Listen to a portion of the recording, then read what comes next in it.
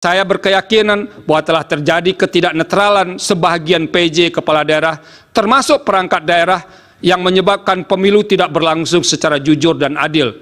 Semua ini bermuara pada tidak terselenggaranya pemilu yang berintegritas. Dengan demikian, dalil pemohon aku beralasan menurut hukum.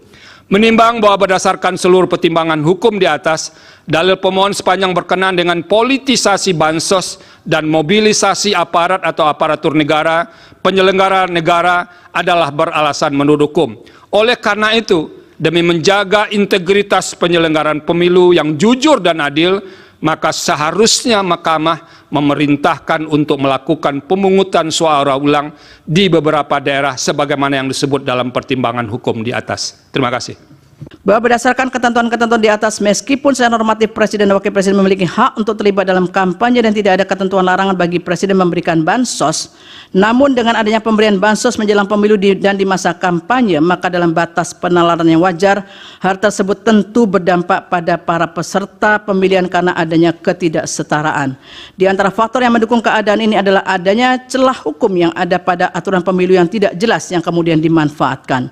Pada titik inilah etika memainkan peran penting agar tidak memanfaatkan celah kekosongan aturan hukum, sebab dampak dukungan yang ditampilkan oleh pemberi bansos yang berkaitan erat dengan salah satu peserta pemilihan akan menyebabkan ketidaksetaraan peserta dalam kontestasi perebutan suara rakyat. Padahal salah satu bentuk perwujudan prinsip adil dalam pemilu adalah adanya upaya agar para peserta pemilu berada pada posisi yang setara. Terlebih terdapat indikasi dukungan yang jelas terhadap salah satu pasangan calon, maka hal demikian dapat dianggap sebagai tindakan yang tidak netral dan memberikan keuntungan signifikan bagi pasangan tersebut.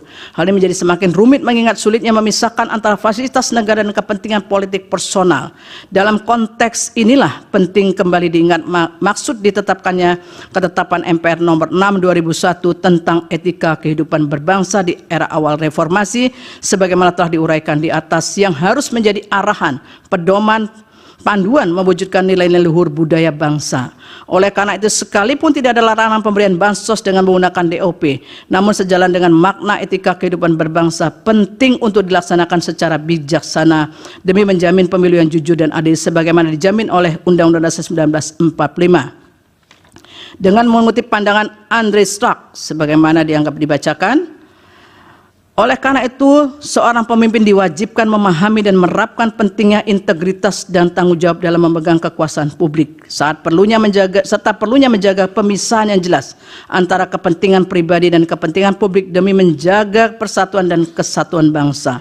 Terlebih dalam konteks penggunaan DOP yang berasal dari APBN untuk bantuan kemasyarakatan menjelang pemilu 2024, tidak dapat dihindari adanya tujuan politik yang memiliki pengaruh sangat kuat sehingga prinsip pemilu yang dijamin oleh konstitusi menjadi tidak sepenuhnya dapat diwujudkan. Menimbang bahwa berdasarkan seluruh uraian pertimbangan hukum di atas, dalil pemohon beralasan menurut hukum untuk sebagian tidak sebagaimana yang dimohonkan pemohon dalam petitumnya. Oleh karena diyakini telah terjadi ketidaknetralan pejabat yang sebagian berkelindan dengan pemberian bansos yang terjadi pada beberapa daerah yang telah dipertimbangkan di atas, maka untuk menjamin terselenggaranya pemilu yang jujur dan adil sebagaimana dijamin oleh Undang-Undang Dasar 1945, seharusnya Mahkamah memerintahkan untuk dilakukan pemungutan suara ulang untuk beberapa daerah tersebut di atas.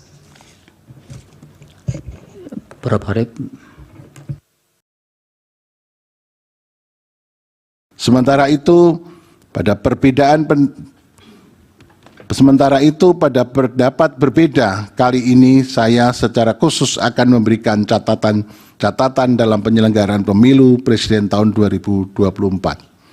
Berdasarkan uraian pertimbangan tersebut di atas sebagai berikut. 1. Demokrasi yang kita anut adalah demokrasi Pancasila, yang artinya pelaksanaan demokrasi yang didasarkan pada nilai-nilai luhur Pancasila.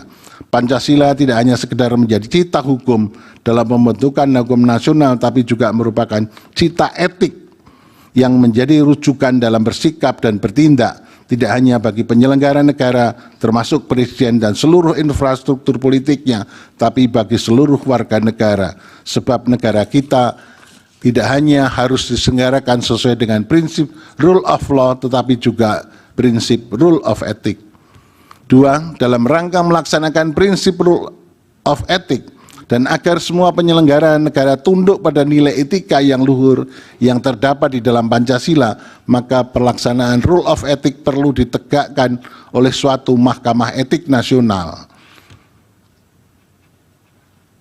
Sehingga penyimpangan etika dalam penyelenggaraan negara dapat dihindari, khususnya cawe-cawe presiden dalam pemilu di masa-masa yang akan datang yang tidak hanya merupakan tindakan abuse of power tapi juga abuse of ethic.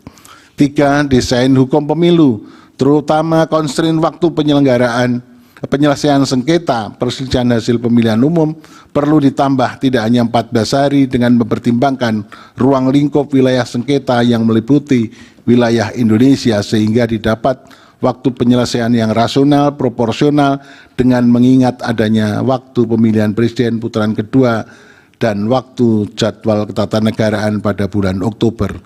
4. Perlu juga dibuat undang-undang lembaga kepresidenan yang memuat secara rinci, detail, uraian tugas pokok dan fungsi presiden sebagai kepala negara sekaligus sebagai kepala pemerintahan. Demikian catatan saya yang termuat pada dissenting opinion dalam perselisihan hasil pemilihan umum presiden tahun 2024 sebagai ikhtiar untuk menjaga dan menegakkan negara hukum yang demokratis yang berketuhanan sesuai dengan nilai-nilai luhur Pancasila. Selanjutnya saya akan lebih jauh mempertimbangkan pokok-pokok permohonan para pemohon yang dianggap penting di samping dalam rangka untuk tetap menjaga nyala obor demokrasi di bumi pertiwi yang belakangan ini telah mulai meredup karena tangan-tangan oligarki yang merusak dan meninggalkan noda hitam dalam kanvas perjalanan demokrasi bangsa.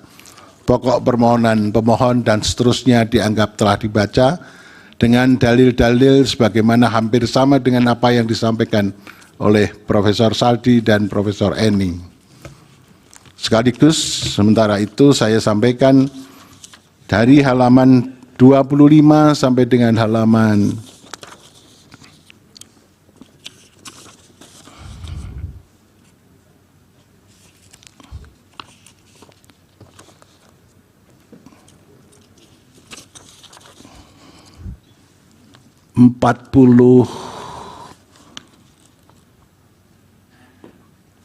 54 dianggap telah dibacakan. Semua dalil-dalil dianggap terbukti berlawanan dengan hukum, oleh karena itu harusnya dikabulkan. Konklusi, Mahkamah Konstitusi semestinya berwenang untuk mengadili. Kemudian eksepsi termohon dan pihak terkait tidak dapat diterima dalam pokok permohonan, mengabulkan permohonan untuk sebagian, memerintahkan untuk dilakukan pemilihan suara ulang di provinsi yang terbukti, Provinsi DKI, Provinsi Jawa Barat, Provinsi Jawa Tengah, Provinsi Jawa Timur, Provinsi Bali, dan Provinsi Sumatera Utara. Terakhir, perlu saya sampaikan, demikian pendapat berbeda dissenting opinion yang saya sampaikan dalam perselisihan hasil pemilihan umum Presiden tahun 2024. Hal ini saya lakukan sebagai wujud tanggung jawab moral dan penilaian profesional atau professional judgment sebagai seorang hakim konstitusi sekaligus sebagai akademisi yang independen yang memutus sesuai dengan kewenangan serta kemampuan dan kapabilitasnya yang kelak akan saya pertanggungjawabkan kehadirat Tuhan Yang Maha Esa Allah Subhanahu wa taala sebagaimana sumpah saya sebagai seorang hakim yang perlu saya bacakan pada kesempatan ini. Demi Allah, saya bersumpah bahwa saya akan memenuhi kewajiban hakim konstitusi dengan sebaik-baiknya dan seadil-adilnya, memegang teguh Undang-Undang Dasar Negara Republik Indonesia tahun 1945 dan menjalankan segala peraturan perundangan dengan seluruh-seluruhnya menurut Undang-Undang Dasar Negara Republik Indonesia tahun 1945 serta berbakti kepada nusa dan bangsa.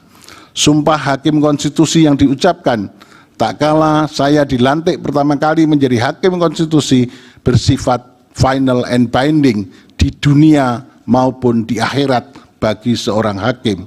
Oleh karenanya, sumpah dan keyakinan hakim menjadi kunci keadilan bagi masyarakat.